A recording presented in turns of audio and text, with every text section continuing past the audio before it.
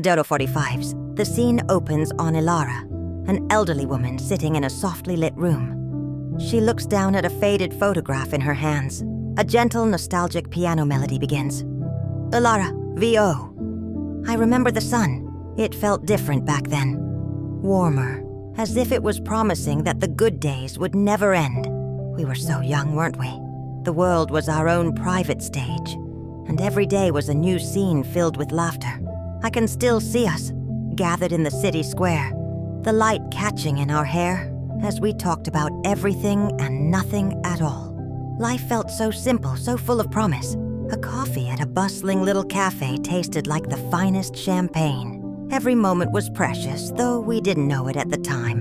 A montage of black and white footage shows young Ilara and her friends laughing. She sips coffee, her eyes bright with optimism. The footage transitions to a dance hall, where she dances with a handsome young soldier.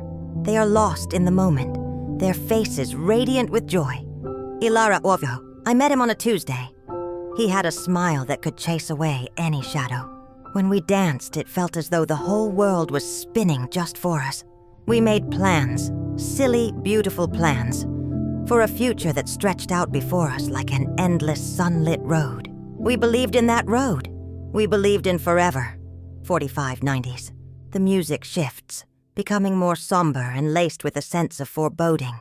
The visuals change to show people huddled around a radio, their expressions turning from curiosity to deep concern. Newspapers with stark, alarming headlines are slapped down on tables. War declared. Nation at arms. Ilara VO, but forever has a way of shrinking. The whispers started first, like the rustle of leaves before a storm. Then the whispers became shouts, plastered across every newspaper, crackling from every radio. The world we knew began to fracture, the music stopping abruptly.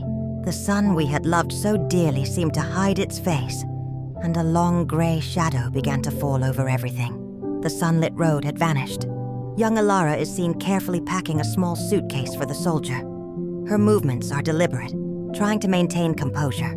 He takes her hands and she finally looks at him, a single tear tracing a path down her cheek, as they hold each other in a final, desperate embrace on a train platform. Ilara, but Gore saying goodbye. There are no words for that kind of silence. It's a hollowness that echoes. You pack away their favorite sweater, you fold a photograph into their pocket, and you pretend that these small things are an armor that can protect them. You whisper, "Come back safe," knowing it's not a promise, but a prayer. And then they are gone. 9180s. The video shows the harsh realities of the home front. Long, silent queues of people waiting for rations. A plate with a sparse meal. Young Ilara is shown working in a noisy factory, her face smudged with grease, her expression tired but resolute. The visuals become more intimate, showing her at home by candlelight, reading a worn, creased letter, her fingers tracing the words as if to feel his presence. Ilara VO. Life became a series of cues and calculations. We learned the weight of a loaf of bread, the value of a single lump of coal. We worked, our hands raw and our bodies weary, driven by a fierce, quiet determination. We were fighting too, in our own way. His letters were my lifeline. Each one was a breath of air, a flicker of light in the suffocating darkness. I would read them over and over until the ink faded and the paper grew soft, memorizing every word, every sentiment, holding on to the ghost of his voice. Amidst the ruins, life insisted on continuing.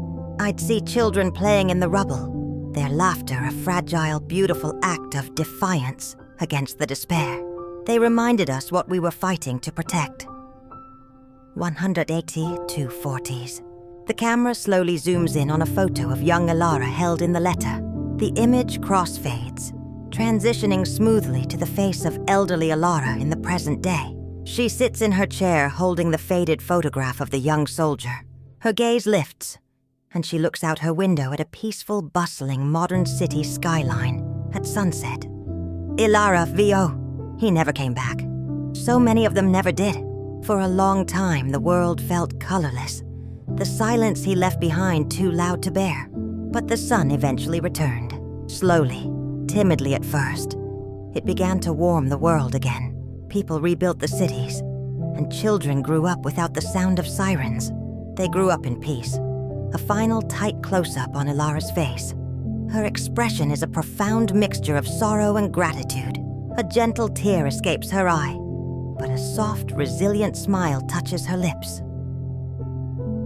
Ilara, V.O. Sometimes I look out at this world, at the lives being lived in the light, and I see him. I see them all. Their sacrifice wasn't for the world that was, but for the world that could be. This peace, this beautiful, ordinary peace, is their echo, and it is our duty to remember.